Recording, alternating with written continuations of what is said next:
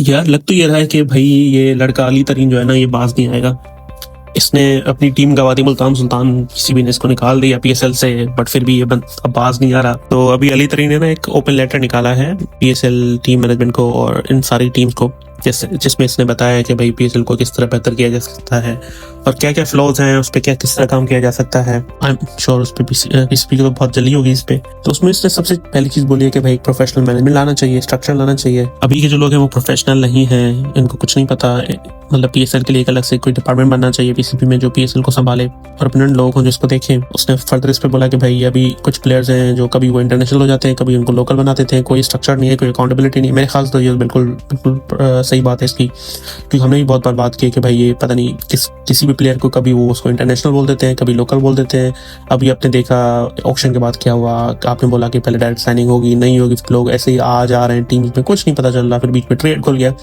बिल्कुल ही unprofessional behaviour था और ये हमारे लीग के लिए नुकसानकार है। तो ने बोला कि भाई रेगुलर रिपोर्टिंग और ट्रांसपेरेंसी होनी चाहिए पीसीबी की तरफ से, यानी पीएसएल की तरफ से। बेसिकली मैनेजमेंट ना कोई बात करती है हमसे पीएसएल के बाद, बस पीएसएल का जो 1-1.5 महीना था उसी में सब कनेक्टेड होते हैं, उसके बाद सब अपने अपने कामों में लग जाते हैं, कोई हमें अपडेट कुछ नहीं मिलता। और दूसरा इसने बोला कि भाई ब्रॉडकास्ट का जो रेवेन्यू कैप है वो रिमूव करा देंगे। अभी जितना मुझे समझ आया इसको देख के इसने बोला कि भाई अभी जो है 80% शेयर जो है पीसीबी ले जाता है और टीम्स को कुछ मिलता नहीं है, तो इस सीलिंग हटा के शेयर्स को शायद इमेली डिस्ट्रीब्यूट किया जाए। और दूसरी इसने चीज ये बोली कि भाई परपेचुअल राइट्स होनी चाहिए। इसका मतलब ये है कि यानी अभी जो टीम्स है ना सारी वो बेसिकली रेंट पे है काइंड ऑफ।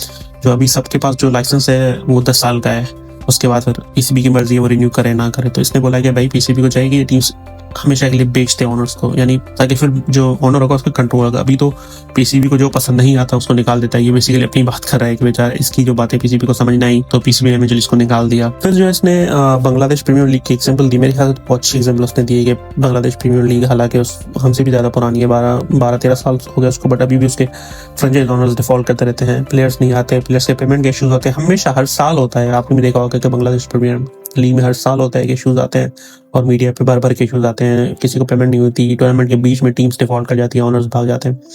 तो इसका कहना है कि पीसीबी और पीएसएल भी उसी रास्ते पे है और इवेंचुअली हमारा भी यही नतीजा होगा अगर हमने खुद को सही नहीं किया तो। और उसने एंड में इंग्लिश का पैराग्राफ बोला है कि will take balls and the balls are in your court. तो भाई ये बंदा बास नहीं आएगा। और इसने बोला कि टिकट कंट्रोल होना चाहिए। अभी जो पीसीबी वगैरह बहुत सारे टिकट फ्री पे बांट देता है अपने लोगों को, सिफारिशियों को, तो उस पर भी कुछ कंट्रोल होना चाहिए क्योंकि वो रेवेन्यू भी बेसिकली इफेक्ट होता है, टीम्स का इफेक्ट होता है, तो उस पर भी काम करना चाहिए। ये जो भी बातें कर रहे थे ये सही बातें हैं, इस पे कभी ना कभी तो काम होना चाहिए। मसला ये है कि पीसीबी में और पीएसएल मैनेजमेंट में ये मसला है, सेम ही लोग हैं बेसिकली, इनमें ये मसला है कि अपने फ्लॉस को ना अग्री नहीं करते, मानते नहीं कि हमारे पास ये मसले हैं।